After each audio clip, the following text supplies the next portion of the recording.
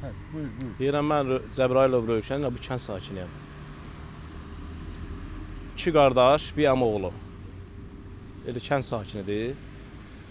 Biri də elə kənddəndir, bir də Adım Əlinoğludur, evin tək uşağıdır. Biri də Bəydildəndir, o da tək uşaqdır. Axşam gəliblər, indi keçiblər buradan. İndi kənddəymişlər də, yəni Bəydilliyə dostlarım qoyarlar, elə bu istiqamətdən gəlin maşını yığışdıramayım. Rəhmətə gedirlər, Allah rəhmət eləsin. Çox gözəl insanlar idi, çox qəşəng uşaqlar idilər.